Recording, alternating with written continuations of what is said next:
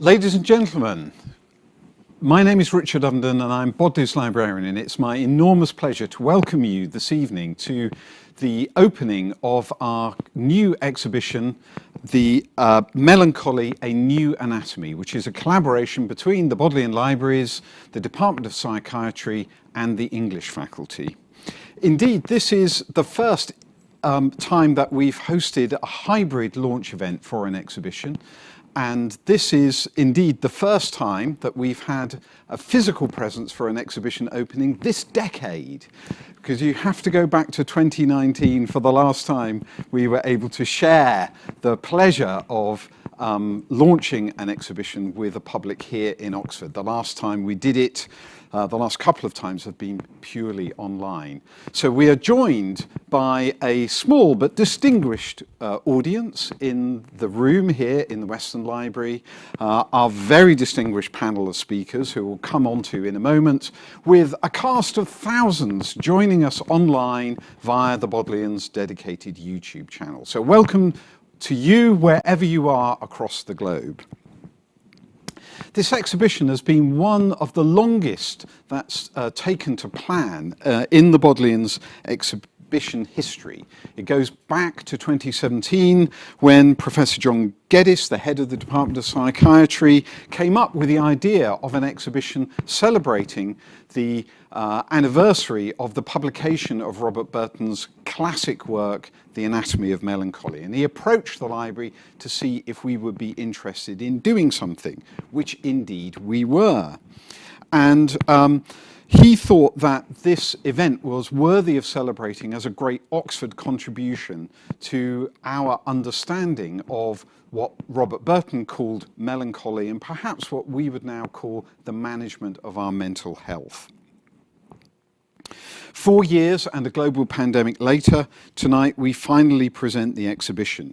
And we'd like to thank John enormously for his great enthusiasm and energy and commitment to bringing a very difficult task in itself, what is an encyclopedic publication with many different aspects, into a small but digestible form of an exhibition. But during a global pandemic, incredibly challenging to pull off. He had the foresight to recognize that the task of curating such an exhibition would be non-trivial. And he managed to convince colleagues from across his own department to help him to form a curatorial team. And with another stroke of genius, he persuaded Professor Kathryn Murphy, a Burton specialist from the English faculty, to join him and his psychiatry colleagues to form Team Burton. And this infectious enthusiasm and passion enabled Team Burton to operate through the pandemic in a hybrid form on Microsoft Teams. What I gather was a kind of weekly event, which sounds like a very great discipline to have, bringing together our exhibition colleagues here in the Bodleian with his curatorial colleagues, and indeed occasionally with star items being held up in front of the camera to share discoveries. And of course, during the pandemic, everyone had multiple other tasks and important duties, keeping the research, the vital research of the Department of Psychiatry going, keeping students and research students being able to support their research work and their education, as well as domestic and family circumstances. So I think it's an incredible achievement to have been able to pull the exhibition off and to find time in all of this to keep the curatorial process moving forward. So I think it's important that we recognise Team Burton, and I'd like you to join me in thanking Ghulam Abbas, doctoral candidate in the Department of Psychiatry, who curated the case on religion, Dr. Phil Burnett, Director of Graduate Studies, who curated the section on diet, Dr. Joe Butler, the again of the Psychiatry department, who curated the medical approaches to melancholy section. John himself, who was, of course, the lead curator. Dr. Simon Kyle of the Department of Clinical Neurosciences, who curated the sleep section. Dr. Richard Laws of the English faculty curated the reading and writing section. Dr. Murphy, who we'll hear more about, who provided the introduction and was our Burton specialist. Dr. Stephen Puntis of the Department of Psychiatry, who curated the green space section, and Dr. Kate Saunders, Director of Medical Studies in Psychiatry, who curated the case on music. Also part of Team Burton and regulars at the Friday sessions were two curatorial colleagues of mine from the Bodleian, Alan Coates and Mike Webb. And we should also pay tribute to Louisa Brosler, John's PA, who supported the team in many ways throughout the project. And also a former colleague of ours in the Bodleian, Bruce Barker Benfield, who is a great stickler for reviewing and editing exhibition texts, and we can't keep Bruce away from helping the Bodleian, so he's been a great support to us all. Always in these exhibitions, there is a huge commitment of time and energy and expertise from my great exhibition colleagues in our exhibitions team. So Sally Ann Gilchrist, Dan McNaboe, Ellen Hausner and Helen Copping are the kind of engine room of our exhibitions. I'd really like to thank them for working under, of course, Maddie's supervision to get the exhibition actually installed and in shape and looking as spectacular as I'm sure you'll find it when you go into the Treasury. We also have to thank our education team at the Bodleian, Neil Stevenson and Helen Cook, who've put together a great programme of activities and events to support the show. And this included a project on green space and well-being at the Harcourt Arboretum, led by one of our curators, Dr. Stephen Puntis, and artist Eleanor Minnie. And you can see some of the results of that project also in our gallery. Our colleagues Emily Fildes and Jenny Townsend have done a great service to us with the audio content and filming for the exhibition, as has our colleague Dot Little. And I can't go without pointing out to you the opportunities for retail pleasure and enjoyment that our colleagues in Bodleian Shop have provided for you with a range of Anatomy of Melancholy inspired merchandise to purchase in our shop or indeed on our online shop. Just Google Bodleian Shop for your bit of retail therapy, ladies and gentlemen. This exhibition was one where a few well-chosen loans could not be resisted. And as you go into the show, you'll see this wonderful luminous portrait of Burton, which is on loan from Brasenose. The Ashmolean Museum have been very kind to lend us the absolutely stunning engraving by Albrecht Dürer of his famous engraving of Melancholia, and an equally wonderful Gwen John portrait, The Convalescent. The Bate Collection have lent us a 17th century recorder, and Trinity College have lent us their wonderful Blake engraving from the illustrations of the Book of Job. This exhibition would not have been possible without generous financial support. I'd like to thank Stephen Friend, who's been helping us with our digital events for the past year. And another very loyal donor to the Bodleian, the Guy and Eleanor Maynell Charitable Trust, have supported a number of key projects over the years, from the conservation of the Sheldon Tapestry maps to our digital archivist trainee scheme. And we're thrilled when we were thrilled when they chose to continue their support through funding this exhibition. And we're grateful enormously to the Trust's ongoing generosity. And I'd like to thank personally their trustee, James Wenyon, who's with us this evening, for all that you do to support our institution. Let me now briefly introduce our distinguished panel. I'd like to begin with Niall Boyce, who is editor of Lancet Psychiatry, who studied medicine here and then joined the North London Psychiatry Training Scheme. He became senior editor at the Lancet in 2011 and founding editor of Lancet Psychiatry in 2014. But he also has interests in suicide prevention, old age care, but also he's doing a doctorate on sleep, dreams and the self in the English Renaissance at Birkbeck College. And Niall will chair the Q&A in a moment. Professor John Geddes, at the far end of our row here, is the W.A. Handley Professor of Psychiatry and Director of the NIH Oxford Health Biomedical Research Centre.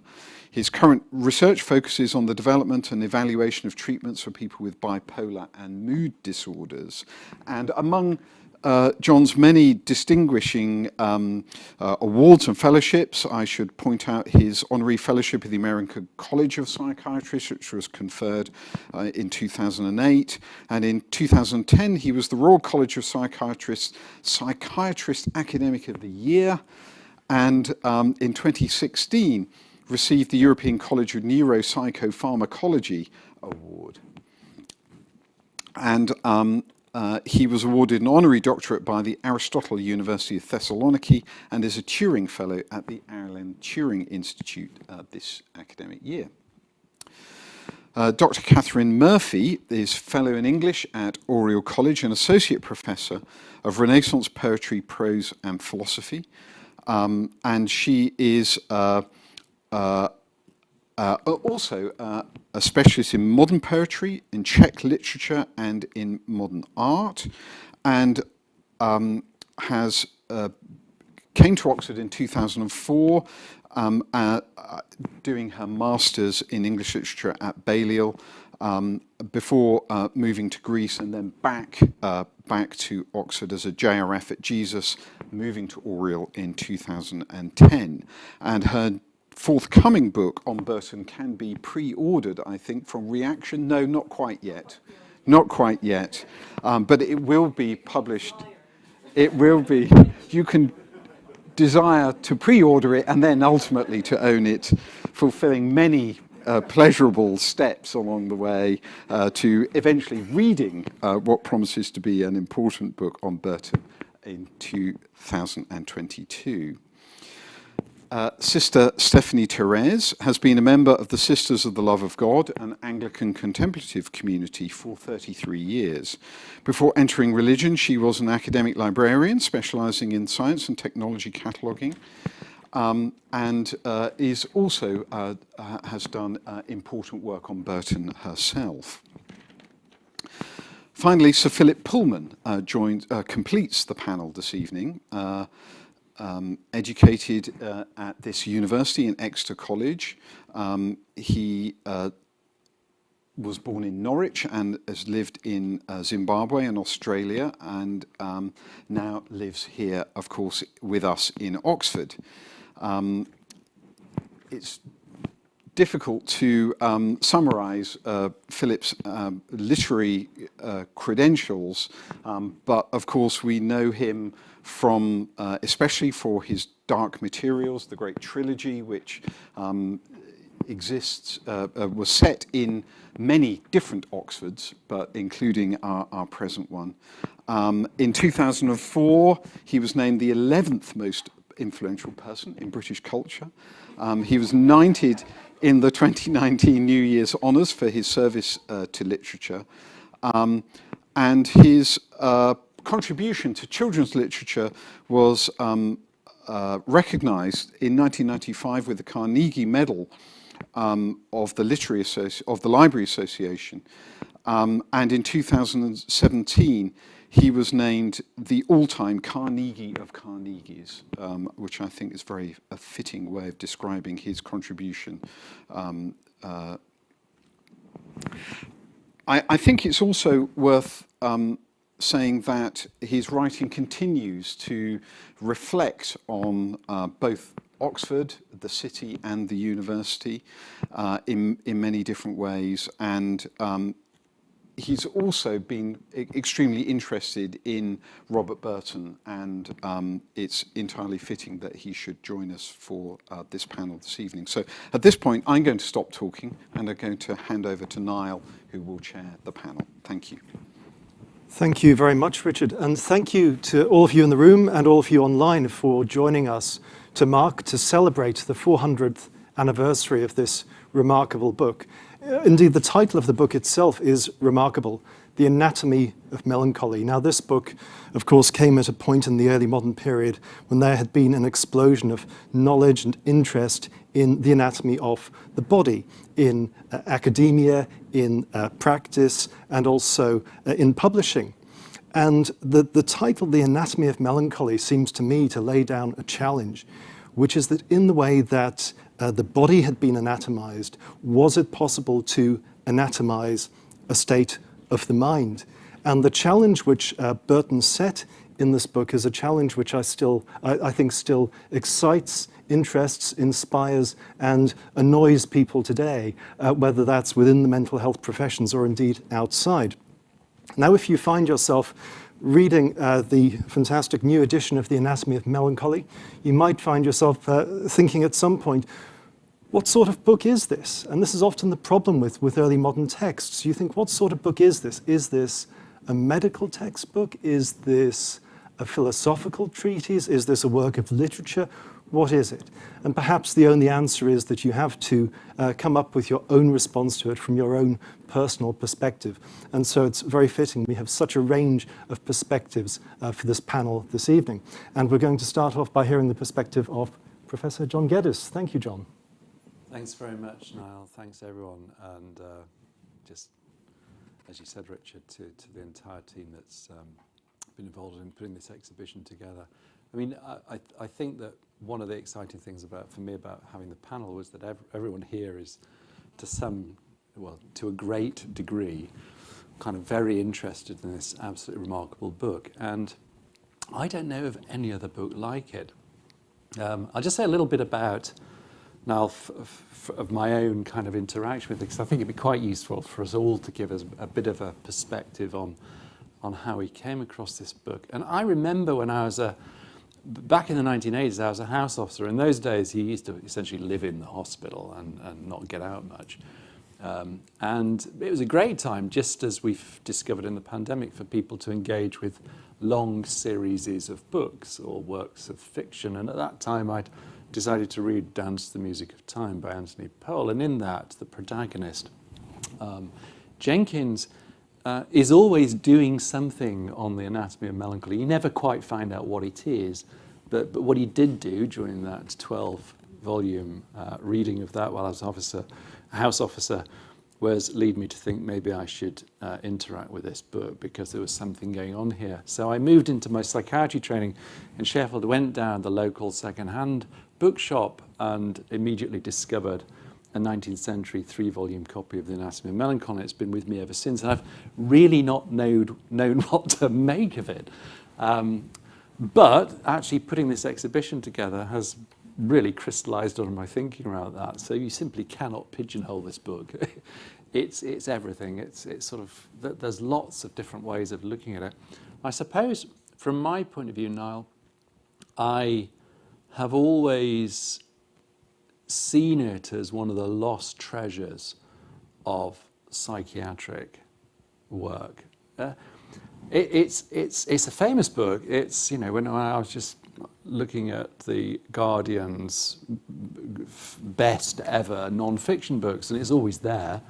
I forget what number it is, and it's influenced so many literary figures, you know, over the centuries, whether it's Lawrence Stern, who sort of seemed to take bits of it, Samuel Johnson, all the way through to Samuel Beckett. You can see kind of similarities in the works of people like Thomas Pynchon. A lot of people that I've kind of liked as authors too. But for me, I've always been struck by how it is, to a large extent, absent from psychiatry textbooks. You just don't come across it very much, and that's really interesting. Well, first of all, it doesn't look much like a psychiatric textbook. It doesn't really read like one. Although the Regius Professor of Medicine in Oxford, who founded Johns Hopkins Hospital and then came across in the early years of the 20th century, Sir William Mossler, became incredibly interested in it and actually described it as, I think something paraphrased, the best medical textbook ever written. And I've always kind of interested why William Mossler, who founded the current kind of version of medical training, thought that. And I think he thought that because it doesn't reduce kind of human existence into little boxes and systematized approaches to illness. It takes an incredibly broad approach to humanity. And for me, what I've got out of it over the years is I think, yeah, it does describe melancholy. It describes what I see now as severe depression, but it actually describes the full range of emotional functioning. But it teaches me as a psychiatrist to take a very broad approach. It actually is written by Burton, who wrote it to keep well. He calls himself a melancholic, so he knew what it was like to be depressed. And one of his main drivers, I think, was to write the book, to become an expert and to keep well, and to look at all the different strategies that he could find by reviewing all the literature which was available to him in this place and beyond, to find out what looked like the best way of living your life to keep your mood as stable as possible. And that, for me, really resonates with modern interests in both the importance of the voice of the people who suffer from mood disorder, but also this very broad approach that we now have rediscovered to different approaches from medicine or formal psychotherapy to actually optimizing one's mental health. So those are the two bits that I take out of it professionally, without trying to reduce it to those, because it is a whole world. Great. Well, first of all, I'm delighted to finally be here. As Richard and John have already alluded to, this has been a long process. I joined the Burton team, as we're now calling it, or was it Team Burton, in March 2020, that auspicious date. And as people were entering this room, I was playing Spot the Curator, because there are many people here whom I've seen every week for 18 months and never seen them in real life. So hello, it is wonderful to see you. And I also want to particularly thank Maddie and Sally Ann and the team at the Bodleian for all the very hard work they have done to get us to this point. Burton himself was an early user, lover and donor to the Bodleian. And so it's absolutely appropriate that we're celebrating him here this evening. Now, a content warning and a disclaimer, which is that alone among the curators of this exhibition, I'm not a neuroscientist, I'm not a psychiatrist, I'm not a psychologist. I am a doctor, but not the kind of doctor that you want to come to the front if somebody calls them on an aeroplane. So my discussion of the anatomy of melancholy and what I'm going to say this evening is from the perspective of a reader and a compulsive and long-term reader of this book. I first encountered it as an undergraduate studying English literature and Czech literature, as it happens, in 2001.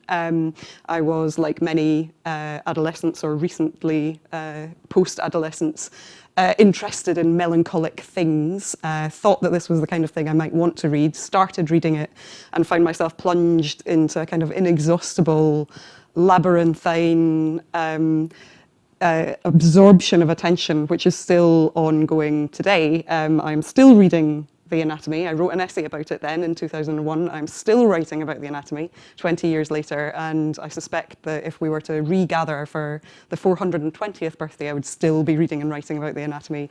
And I identify with Jenkins. 12 novels later, I will not have finished my, my intended project.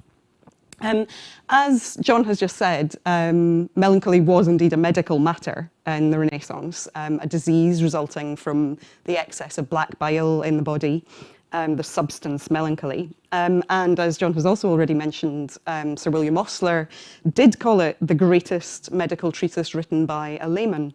But as we've also already suggested, it's eccentric as a medical treatise and touches on a great deal more, or at least what, from a certain kind of narrow perspective, we might think of as the purview of medicine.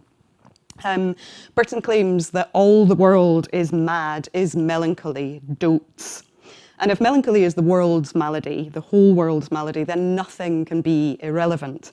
And the anatomy exhibits the world-swallowing encyclopedism and ambition of the Renaissance. It includes a satirical preface in the persona of Democritus Jr. It has proliferating anecdotes, long digressions on cosmology, geography, sex, kissing, tobacco, utopian government. I don't know if any of your medical treatises indulge in similar digressive tendencies, but maybe they should if they don't already. And copious quotation from poets and playwrights. After its first publication, it was ever expanding. It went through 5 further editions, each larger than the last, until the final posthumous version in 1651, and maybe we should meet in 30 years' time for another anniversary, was over 500,000 words long. But being about everything is an ambivalent gift. Melancholy is a disease, Burton writes, which is characterized by infinite variety. Since we are all susceptible, it is as various as are human beings. Melancholics, Burton writes, are irregular, obscure, various, so infinite. Proteus himself is not so diverse. You may as well make the moon a new coat as the true character of a melancholy man, as soon find the motion of a bird in the air as the heart of man, a melancholy man. And that's one answer, I think, to the question which Niall raised about the possibilities of anatomizing melancholy. He suggests that to find a systematic understanding of this disease or of the idiosyncrasy of an individual human being might be impossible. And there are lots of passages like this in the anatomy of kind of lyrical, melancholic aria of dismay at the possibility of knowledge. And I call this the anxiety of variety. The fear that we might sympathize with, that the world is too various and too multifarious to be understood. The early modern period, and this is where we may find common feeling, suffered what has been called information overload. New technologies spreading new information, more information than any individual can possibly compass, and difficulties in working out what it is that we should believe. Burton complains that he hears new news every day, and his prose frequently indulges in very long lists of all kinds of different things, which invariably end with an et cetera. There are well over 1,000 instances of et cetera in the Anatomy of Melancholy, and each of them suggests that the anatomy could be well over 1,000 times as long again if each of those lists was expanded to include all the possible enumerations of phenomena that he might possibly want to touch on.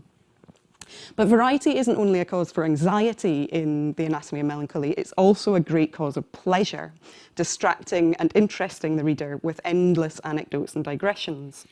And that's one of the ways I like to think of the anatomy, as a grand mechanism which transforms the negative effects of the anxiety of variety into pleasure taken in the multifariousness and the variousness of the world.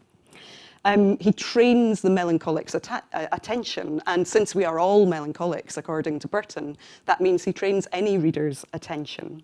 He reminds the reader repeatedly to switch from a kind of solipsistic brooding on their own sorrow or grief into a recognition of the common human predicament of being susceptible to such feelings, and nonetheless being lovable and laughable, however absurd.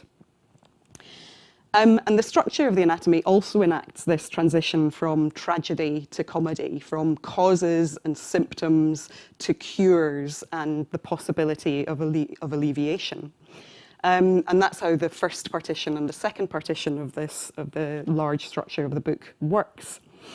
And many of the things which are causes and symptoms in the first partition become cures in the second partition. So if the misery of scholars, with which I profoundly identify, overworked, surrounded by disdain for true expertise, inadequately rewarded for our labours, by the time you get to the cures section, study has become the most wonderful solace and consolation for melancholic feeling.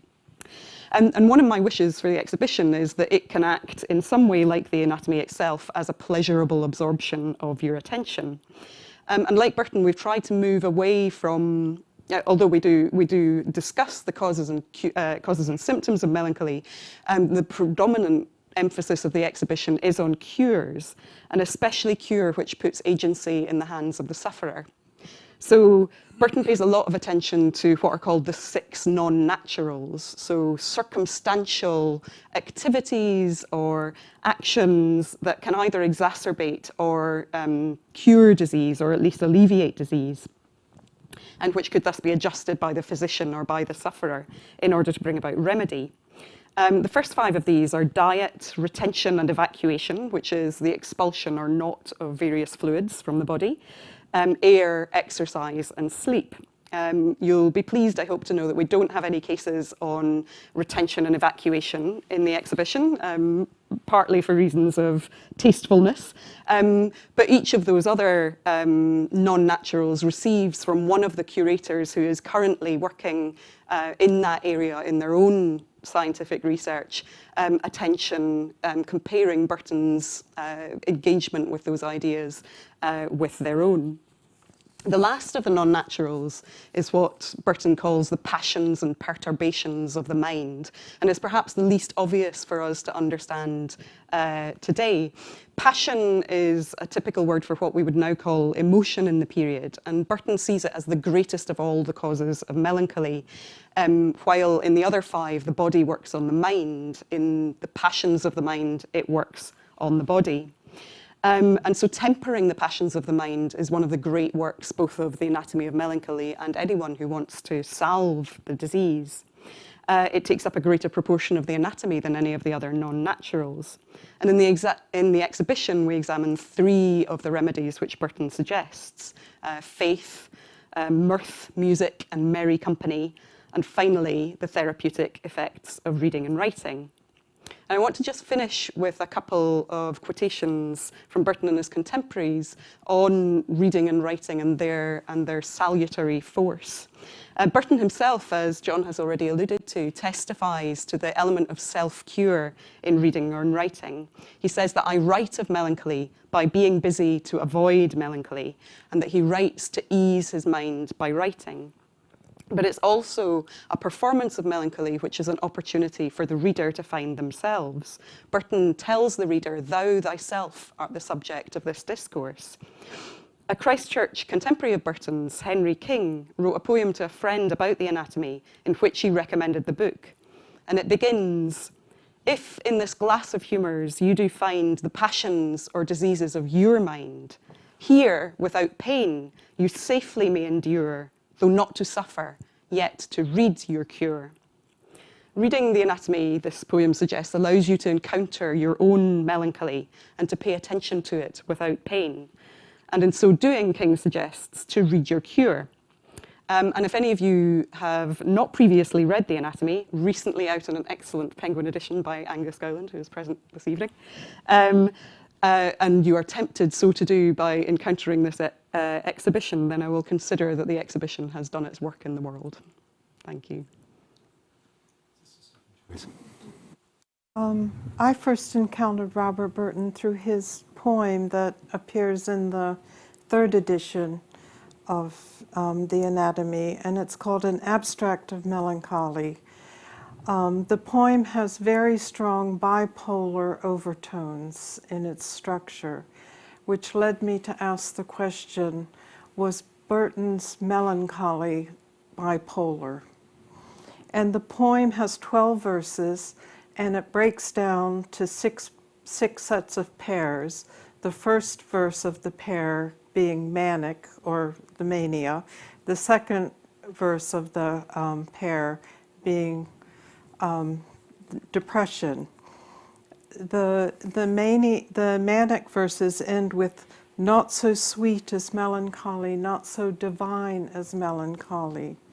So when to myself I act and smile, with pleasing thoughts the time beguile, by a brook side or wood so green, unheard, unsought for, or unseen, 1,000 pleasures do me bless, and crown my soul with happiness.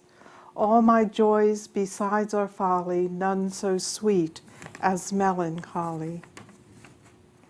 I'll not change my life with any king, I'm ravished am, can the world bring more joy than still to laugh and smile, in pleasant toils time to beguile, Do not, oh, do not trouble me, so sweet content I feel and see.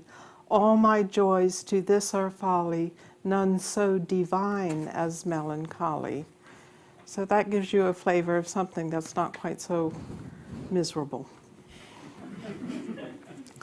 And the depressive verses, on the other hand, end with not so mad, not so sour, not so damned, not so harsh, not so fierce as melancholy. And for some examples, 'tis my soul plague to be alone, I am a beast, a monster grown. I will no light nor company, I find it now my misery. The scene is turned, my joys are gone, fear, discontent, and sorrows come. All my griefs to this are jolly, not so fierce as melancholy. I'll change my state with any wretch, thou canst from jail or dunghill fetch. My pains past cure, another hell. I may not in this torment dwell. Now desperate, I hate my life. Lend me a halter or a knife. All my griefs to this are jolly, not so damned as melancholy.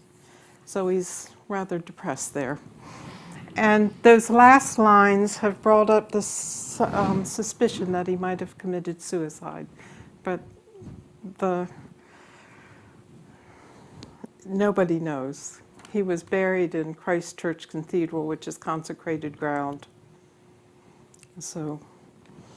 But what evolves in these paired verses is the fact of what they address.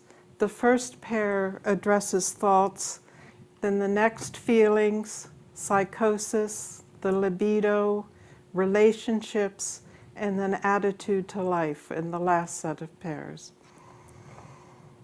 What is very interesting about these aspects of the poem is that those 6 things are the symptoms with which you explore to diagnose bipolar disorder, because there is no blood test or scientific test for bipolar. You have to explore the person, and those are the areas you explore.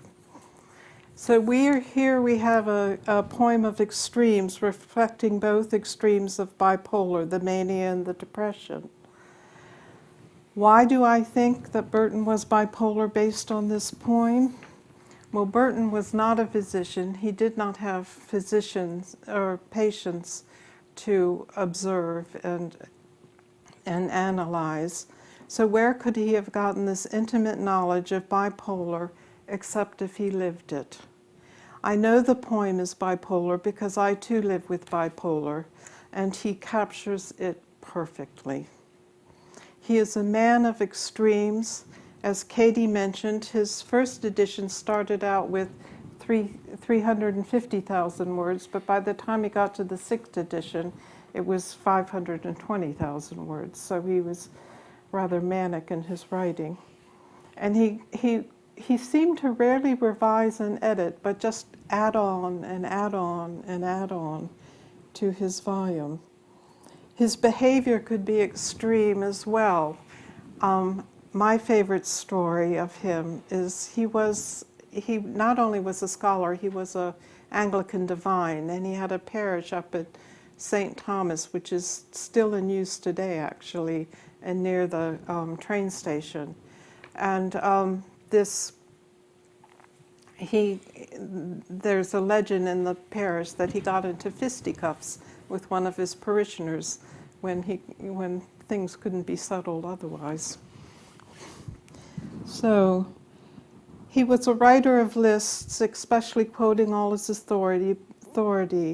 And in the 500,000 words about melancholy, he sums up in 6 succinct words: be not solitary, be not idle. So he brings it all down to that. So you have the extremes: 500,000 words, 6 words.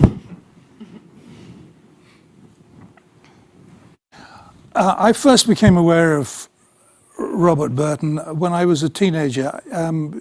I became interested in reading poems, poetry, classic, that sort of thing. Not because they were taught at school especially well, but because I was a curious reader. And I saw a book in the local W.H. Smith one day called The Anatomy of Love. And I thought, oh, I wonder what this is about. The cover wasn't very informative, so I bought it and took it home. And it turned out to be one part of a much bigger book called The Anatomy of Melancholy.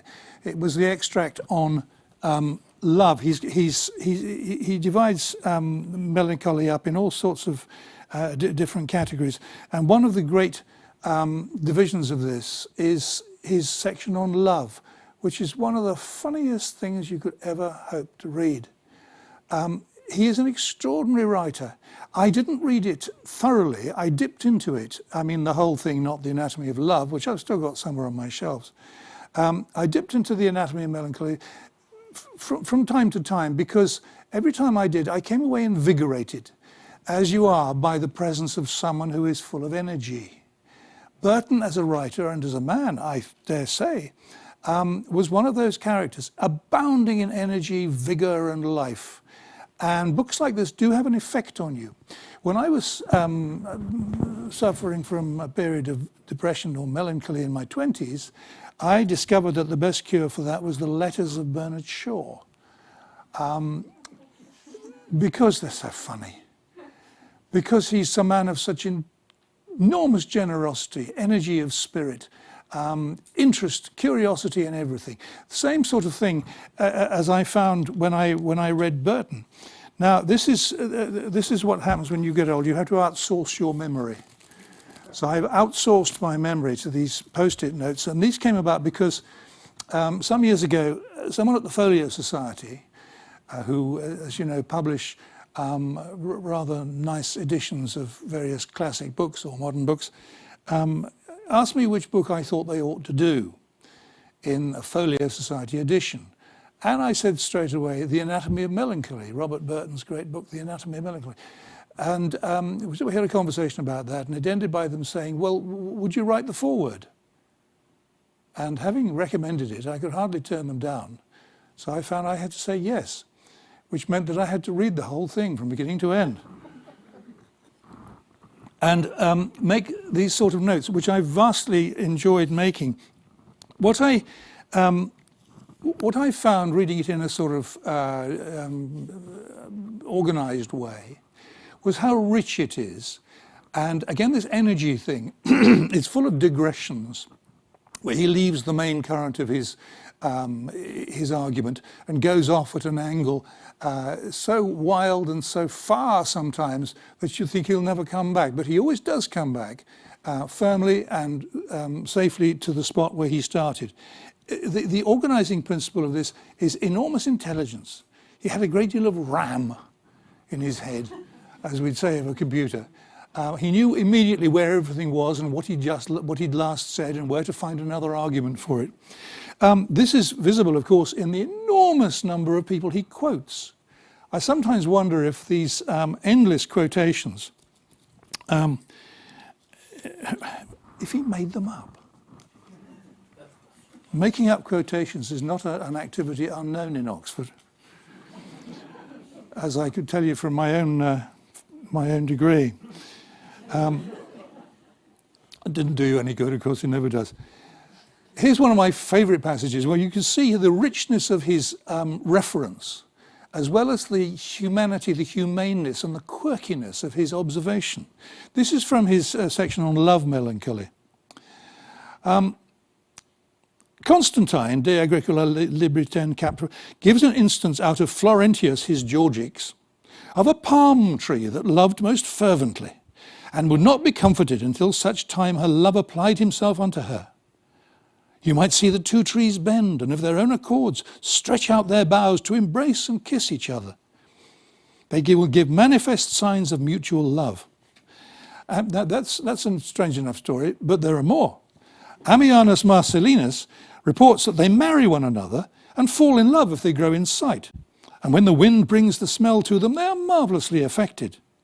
Philostratus observes as much, and Galen, They will be sick for love, ready to die and pine away, which the husbandman perceiving, saith Constantine, stroke many palms that grow together, and so stroking again the palm that is enamoured, they carry kisses from the one to the other. Or tying the leaves and branches of the one to the stem of the other will make them both flourish and prosper a great deal better. Which are enamoured they can perceive by the bending of boughs and inclination of their bodies. If any man think this which I say to be a tale, let him read that story of 2 palm trees in Italy, the male growing at Brundisium, the female at Otranto, related by Jovianus Pontanus in an excellent poem. Sometime tutor to Alphonsus Jr., King of Naples, his Secretary of State and a great philosopher, which were barren, and so continued a long time, till they came to see one another growing up higher, though many stadiums asunder. And then he has this sentence, Pierius in his hieroglyphics and Melchior Guilandus in this story of Pontanus for a truth. See more in Salmath, and authority after authority after authority, many of which might be made up. As I say, I wouldn't know. I'm sure Katie knows. But he says somewhere, that story may be, not of this story, but another story. He said that story might be true, or it might not be true. It doesn't matter very much because it really illustrates my point very well. And that's what I love about Burton. He's so full of joie de vivre. It's an odd thing to find in a book about melancholy, and I think that's why it's survived and it's been so popular, so cherished and loved by those who know it for so many years, 400 years. It's funny. And it's full of life. And the life blowing through it is one of warm, generous humanity. He's always ready to comment on someone. He's talking about Alexander the Great, who married the daughter of a poor man. 'Twas well done of Alexander, he says, and heroically done. I admire him for it. If I could find among my thicket of post-its the story about the Neapolitan husband and wife who were captured by the Mauritanian pirates, I'd read you that one, because again, it's about humanity and it's about affection and it's about love. And this is what I come away from this with, a sense of a warm-hearted man, an enormously learned man, a very funny and witty man, not averse to a coarse remark or two, but in the end, this great human sense, as we've just been reminded, be not solitary, be not idle. And Samuel Johnson, one of the most fervent admirers of Burton, was, I think, the only man to improve on Burton, because he took that last sentence and amended it by saying, if you are solitary, be not idle, and if you are idle, be not solitary. Great human sense. That's what I love about this book. Thank you very much. Now, I'd like to follow up on a few of these points from what you've said in a slightly Burtonian way. And the first thing is really, if we think about the anatomy of melancholy as a piece of medical history. Now, typically medical history is framed as a series of advances in knowledge and technical skill, and there's no doubt these advances have happened, and great they are. I'm personally very grateful to live in an age in which we have anesthetics and antibiotics and vaccinations, of course. But does Burton suggest that while we've gained these things, there might also be something that we've lost, John?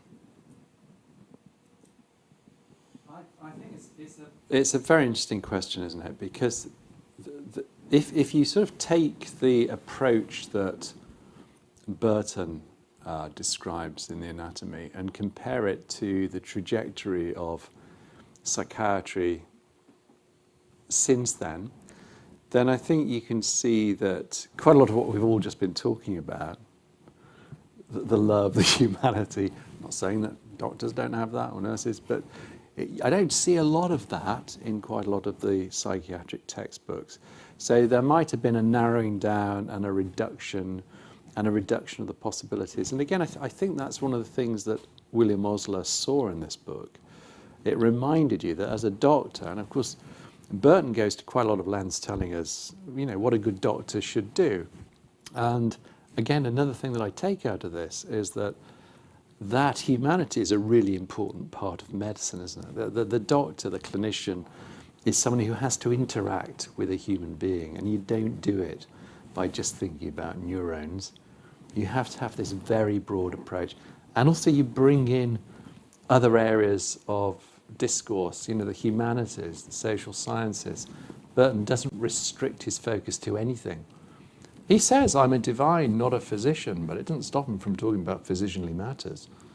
All of this is relevant. So I think we have lost something in focusing more as the progress of modern medicine's continued. And I think Burton and Osler recognise this, remind us that actually there's a lot more to it than biology. And as Katie, I think you've pointed out in one of your articles, the Oxford English Dictionary, the first citation it has for the word polymath is in the Anatomy of Melancholy. Now, since then, the humanities and the science have very much gone down their separate routes, with even sub-specialisation within that. Does Burton represent the high point of the polymath? Have we declined since then? I think that one of the, and this relates partly to what John was saying there, so Burton lives at a kind of high point and also the kind of tail, decadent end of an ideal of general learning, where a scholar in the arts courses of the University of Oxford or Cambridge would be expected to master tools which would enable them to be polymathic and widely read and knowledgeable in all the different disciplines. The three higher disciplines of the university in his period are divinity, law, and medicine. And those are essentially literary disciplines. They are reading disciplines to which you apply the tools that you've learned through an arts course, which teaches you essentially to be an excellent reader and thinker. But he's living at a time where that's starting to become impossible, or at least the fantasy of the true polymath is becoming a receding fantasy. His compatriots at Christchurch in Oxford are thinking and writing about this in more and less technical ways. But I think one of the things you can see in the Anatomy of Melancholy is an oscillation between a performance of that kind of polymathy, learnedness, knowing everything, and a performance of a kind of pessimism that the encyclopedia, the full range of the circle of knowledge, is no longer possible. So that he moves between dramatising a kind of smatterer and dramatising the kind of extraordinarily learned master of all disciplines. He does this repeatedly in the satirical preface and explicitly. He also does it in his academic play, where you have two poles of characters who are on the one hand kind of mountebank style smatterers in learning who are just faking knowledge. And on the other hand, the true humble scholar who is learning. And one of the things which Burton says, as an academic called Marianne Lund has pointed out in the 1621 edition, is that Burton writes that he consulted both physicians and divines while he was writing the Anatomy of Melancholy. And he says, I, being a divine, have meddled with physic. Sister Stephanie-Therese, what's the significance of the divine in the Anatomy of Melancholy? Well, I think it's part of the emotional setup of the person. He's very narrow in his aspect of religion, because he thinks you should all be a good Anglican. And the other Catholics get a really bad way of it. And he's not too keen on the Muslims or the other religions. But I think that because religion can bring such deep and strong emotions into yourself, it disturbs you and will bring on melancholy. Isn't it that the emotions change the body as opposed to the body changes the mind? It can operate in either direction. In either direction. So if you get too religious, you might have melancholy, which... Just to follow on from that, there's one of his stories was about the unfortunate young Dutch woman who was possessed by some spirit, and she vomited some 24 pounds of fulsome stuff every day for 3 weeks. And feathers and nails and bits of wood and all sorts of stuff kept coming out of this unfortunate woman. And he said they could do no good on her by physic, but left her to the clergy. And that tone of voice is an interesting thing, because in the modern medical textbook and the modern medical journal, part of the point of editing is almost to try to efface personal style. Yes. Is to try to remove any sense of the individuality of the author. But one of the joys I think you found in this book, Philip, is the voice of Burton. How do you, or Democritus Jr., what do you feel about him as a person from reading the book? I love him. How can you not? I love him because he's a character of great warmth. There's a kindness there.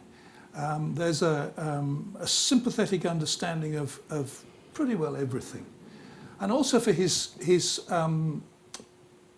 level-headed sanity. The way in which he describes the zealous, the fanatical religious people is wonderful. He says this is a terrible disease. It's a terrible thing to come across or to feel yourself. We must avoid this kind of irrational, zany zealotry. It's not a good thing at all. He's all for the level-headed and the sane, but that doesn't stop him for a second enjoying the weirdnesses and the odd stories that come from here and there. He loves everything. He's one of those immense, large characters like Samuel Johnson, whom you meet sometimes in literature, and perhaps in real life, well, undoubtedly in real life too, but they're very hard to pin down. It's very hard to describe what it is that makes them so lovable, because that's what he seems to me, lovable. And he's so sympathetic to all kinds of things. Milton, John Milton, a little later than this, wrote his two famous poems, L'Allegro and Il Penseroso. Il Penseroso is about the joys of melancholy, basically. The joys of being quiet and alone and sinking into a kind of reverie. He's very good on the pleasures when melancholy is just beginning to take its hold on you. There's a sort of pleasure in it, a sort of languorous, languid enjoyment of this feeling of not wanting to do very much. It reminded me of the kind of feeling you get from Edgar Allan Poe's story, The Fall of the House of Usher, which was admired greatly by Baudelaire, who was the first great melancholic of modernism. He's psychologically tremendously perceptive. So whether or not it's written as a medical treatise or for a medical purpose, it's someone who knows a lot about us and what we're like, and is very, very good company. Thank you. Now we are ready for the Q&A session. If any questions in the audience, or if you have them online, do pop them in the YouTube comment section, and I'll get them on the screen here.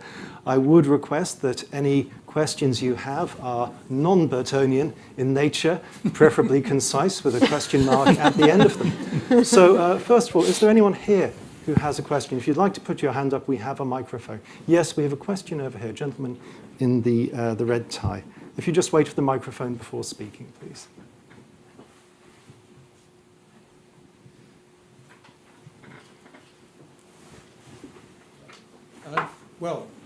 I haven't read the book. I just sort of hope I've got enough time in my life to do it, because it does sound fascinating. But he was obviously widely read, and I just wonder, in him summing up that you should not be alone and should not be idle, if we can just draw ourselves into the sort of pandemic we've just come through, hopefully, a lot of people have been on their own, and depending on his definition of idle, probably have been idle as well. So I'm wondering whether we can draw anything from the advice he might have given to overcome this in the sort of current circumstances that people face that have been through it. Thank you. John, do you want to start? Yeah, thanks. And no one would wish a pandemic to occur, but it did create quite an interesting environment in which to do this exhibition. And all, over the past, however long, 18 months that we've been putting this together, we've been continually reflecting on exactly those things. People have had enforced isolation. And we've been looking at Burton, and when you see the exhibition, you'll see that sometimes we do relate specifically to how we would then think about this in the context of the pandemic. For example, I curated the case on exercise. It's a Burtonian approach to exercise. So exercise is okay, as with everything else. You've got to, in moderation, to the point of not sweating. So it's not sort of a modern, drive yourself until you drop kind of exercise. It's quite an enlightened approach and includes all sorts of things, like hawking and fishing and knitting, we think. So that actually is very interesting. When you sort of start looking at the way that people adapted to the various lockdowns and isolation, there were sort of quite a lot of increase in those activities. And we've looked at some of those activities. So, for example, I don't want to kind of spoil it, but there is something about swimming in the exhibition, and we saw a huge increase in the amount of wild swimming. So people were beginning to seek out these Burtonian activities, whether it was reading. There's a case on reading and writing. So a lot of these things that people did start doing more as a way of protecting their mental health or adapting to the enforced isolation or idleness, potentially, of lockdown. I hope we have brought that into the exhibition today. So it's a wonderful point.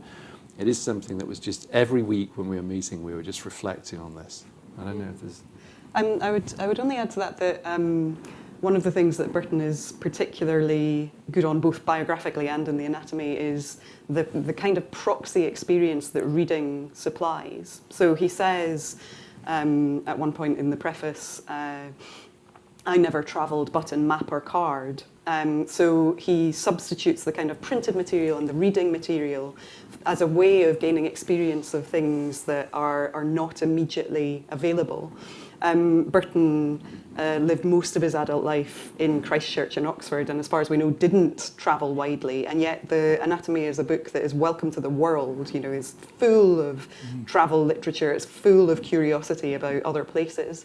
And in the section that is most pertinent to John's interest in exercise rectified in the cures section of the Anatomy, he starts off saying to people, well, going for a walk is really good, and it would be a really good idea if you went for a walk, around some nice green places, maybe up a hill, maybe beside a lake, or perhaps you could go to see the Hanging Gardens of Babylon, the suggestions he makes are not suggestions that one could physically enact in one's actual life, but the reading is acting by a kind of slippage as a proxy for what can't be actually experienced personally. And I thought about that a lot during lockdown. It's also a very kind of polyvocal book. There are lots of voices in the Anatomy. It's a very kind of companionable thing to be reading, not least because it addresses the reader frequently. It talks to you, to thou. And I think in that way as well, it suggests a certain kind of company that can be gained with people who are not present through kind of the proxy experience of reading. Sister Stephanie-Therese. Yeah. No, I've nothing to add to that. So, Thank you. Okay. Yes, we have a question right at the front here. Picking up on this question. Sorry, could you just wait for the microphone so that people online can hear it? Thank you. Just pick up on the question of company. I wonder who you think Burton is in company with himself, because we've talked a lot about people who read him. And so, Philip, you mentioned this kind of quotation mania that he has. But who is he in company with when he's writing? Who's he reading? Who else is in the room when he's thinking about himself as a writer or reader? Who is he not reading? There are no limits, are there? No. Yeah, I mean, there are some kind of contemporary analogues and also ancient analogues to the kind of thing that he's doing. So the Anatomy is sui generis. It's kind of its own thing, but he is much influenced, I think, by the kind of traditions of miscellaneous learned literature from the ancient world, Athanasius, people like that, the idea of these capacious books that can absorb all the learning and which don't require a structure to move from one area of particular attention to another. And he's also, I think, he certainly refers to the French essayist Montaigne several times in the Anatomy, superficially, just with gestural references.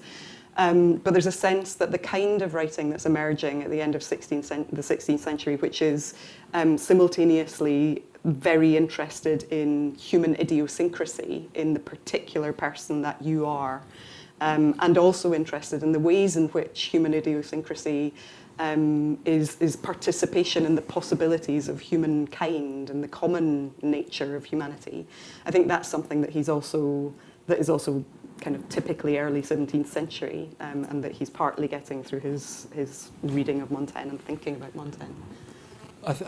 I also get the sense that he's pretty sociable around Oxford. He's bouncing around all over the place. We think he crops up Simon in the founding of the Botanic Garden in 1621.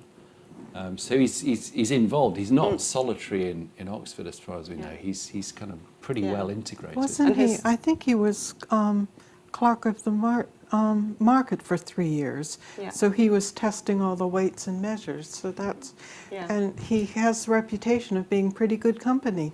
Yeah, his contemporaries say that he is merry, facet, and juvenile, which means kind of, and recall specifically his talk. And actually, one of the things that I think is, he seems so bookish, and his language is so larded with quotations in Latin and from every authority you can think of. But that's precisely what Anthony Wood, one of his biographers, says about his talk.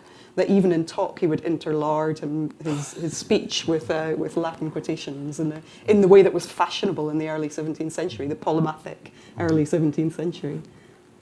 He's obviously he's in company with all the people he quotes. He knows them intimately. He knows all the books. I think he's also in company with Samuel Johnson. I think he's also in company with Proust. He's in company with people who hadn't lived when he was living. He's that sort of. Proust's great novel is almost Burtonic in its encompassingness, although it focuses on a narrow social world. The sense of a world there in Proust is not dissimilar. The psychological penetration, the understanding of different kinds of obsession, of love, of so on. I can't think of anyone other than Proust who conveys that sense of largeness as well as Burton does. But I may be wrong. Shakespeare, of course, does. Thank you. Do we have another question in the audience? If you'd like to put your hand up. Yes, we have a question. While the microphone is going to the next question, I would just like to say that I said Athanasius, but I meant Athenaeus. Although it is very Burtonian to get your references wrong. So please forgive me. Most of us would never know. Well, now you do. I have exposed myself. Not sure whether this will be a very well formulated question.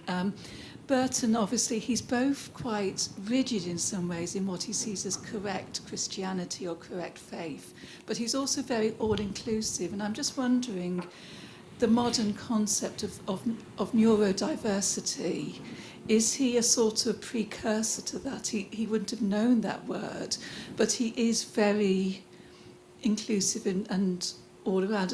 And also how the idea of neurodiversity is now affecting the way we look at mental illness, diagnosis and treatment. Yes. I was going to ask what you would think of that. How would you answer that question? Yes, I think that there is the sense that there are many more ways than one in which to be a person and to be a fully rounded person. That, I think, is one of the things which you get from Burton, and one of the criticisms of psychiatry, and which have been especially strong since the movements of the 1960s and so on, is that at its worst, psychiatry is about having a standard idea of the human being and then enforcing that with whatever means. And certainly the movement towards neurodiversity is one of the things which necessarily pushes against that. But I'd also be interested to know what you think of this John, this question. Well, I think I pretty much agree with you on that one.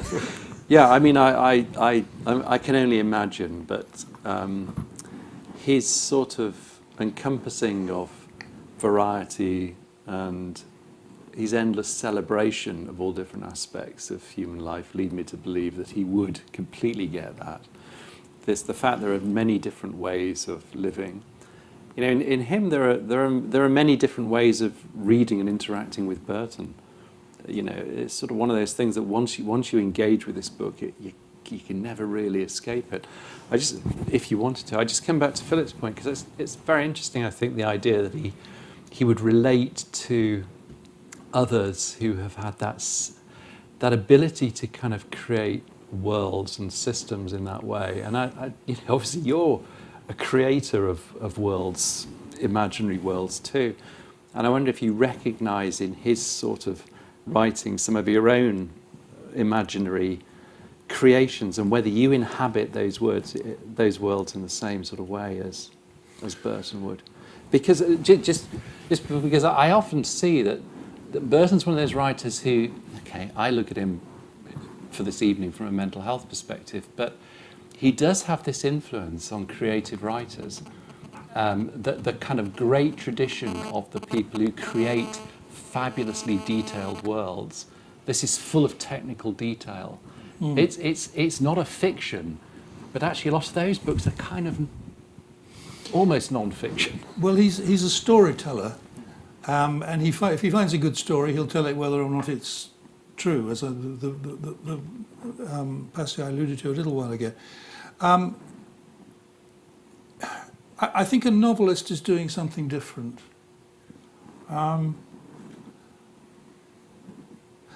I've written about the gap there is between what we think our intention is when we write a book and what is really going on. We might intend to write a funny book, but it turns out not to be very funny. We might intend to write a searing indictment of capitalism, and people read it for the love story. You know, you can't map intention or onto result particularly clearly when it comes to writing a novel. I always think a better word than intend is hope. I hope this book will turn out all right. I hope I can get to the end and people are still turning the pages, but you don't know, you just hope. What I've learned, I think, from Burton is, well,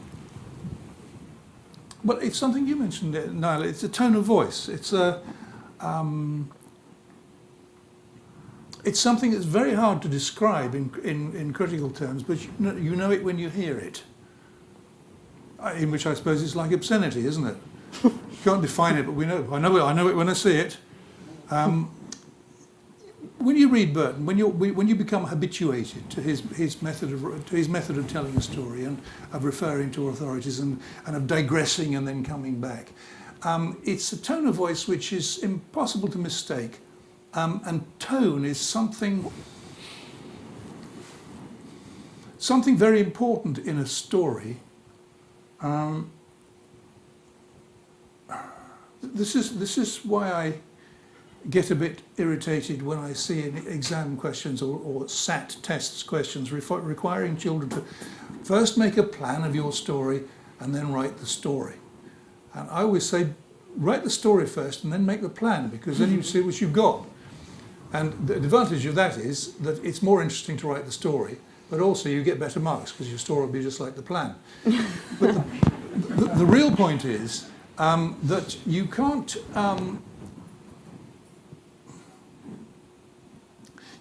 plan a tone of voice. It comes or it doesn't come. In some writers, the tone of voice is unmistakable. Dickens is unmistakable. Jane Austen is unmistakable. But it's not something you can describe very easily, and it's not something that you can copy or imitate. It's there, or I don't. It's too mysterious. There's something kind of complicatedly related to that in terms of the kind of systematic plan of the anatomy versus the experience of actually reading. That's why it's not a novel. Because, exactly. So the anatomy has, for each of its 3 partitions, very elaborate synoptic tables which kind of divide and anatomize and dissect the topic into various kind of appropriately ranged and subordinated topics. And that doesn't change very much at all over the course of the 6 editions, even though the book expands massively, and it doesn't stipulate the particulars of what appears there. And it's almost as if there's a kind of a liberating force to that structure, which is that once that structure is in place, anything that Burton can think of can find its way in somewhere in the spaces of the anatomy, but then within those, the texture of those individual sections, the actual immediate experiences of those particulars and not of the overall system. That's right. And you oscillate between those 2 perspectives of kind of synoptic vision and local experience. He's both put the masonry there, and he's also the ivy clambering over it. Yeah. He's the structure of the whole thing is important. Well, it was important for Burton, but I'm not sure if it's important to me. Now we have, in a Burtonian way, expanded beyond our time. I'd just like to end up with a quote from The Anatomy of Melancholy, which caught my eye as I was preparing for this panel, and this is from his section on self-love, vainglory, praise, honour, immoderate applause, pride, overmuch joy, etc. And Burton says, this common applause is a most violent thing. A drum, fife, and trumpet cannot so animate that fattens men, erects, and dejects them in an instant. It makes them fat and lean, as frost doth conies. And who is that mortal man that can so contain himself that if he be immoderately commended and applauded, will not be moved? Now, I think we're willing to take the risk, and I think that you richly deserve the applause of this audience for that fascinating discussion. And with that, I'm going to hand back to Richard. Thank you.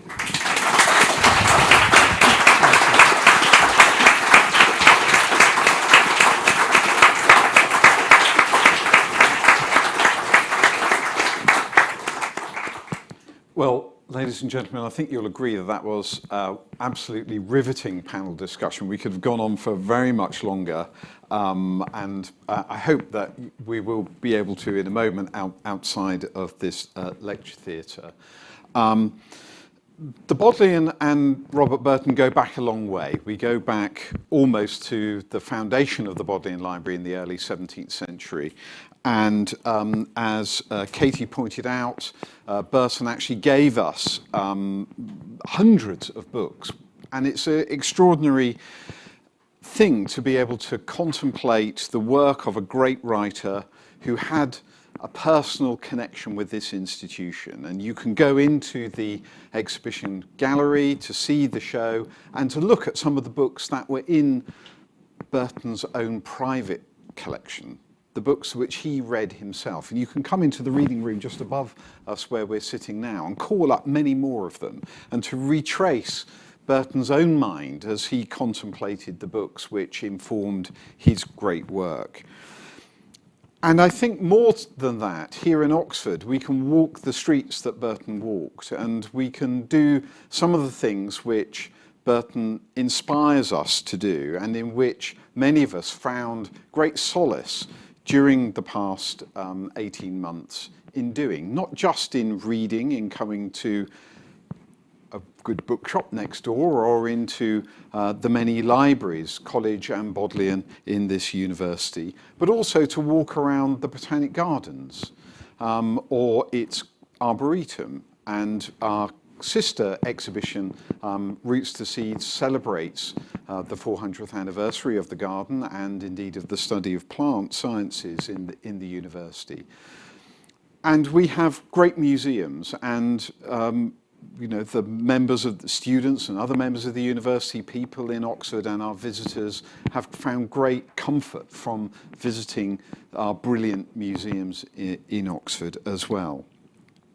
So we're incredibly lucky in having that sort of array of resources available to us, and Burton knew many of them himself, and those activities that we've heard about, particularly being not solitary and being not idle. Well, there's no excuse really in Oxford for slipping into those pitfalls, because we have great things which I hope you'll all take advantage of in our museums, gardens and libraries. But in particular, I encourage you, particularly those of you who are joining us online, to come and visit the exhibition and to take some ideas away of how to manage your own state of mind, your own mental well-being, and to take some consolation from the words of this great mind, and to think for a moment of the way in which the past can help us in the present to manage our own moods and our own well-being. You have until the 20th of March next year to come and visit the show. I encourage you to do so, and please, ladies and gentlemen, join me once again in thanking our wonderful panel for a wonderful conversation.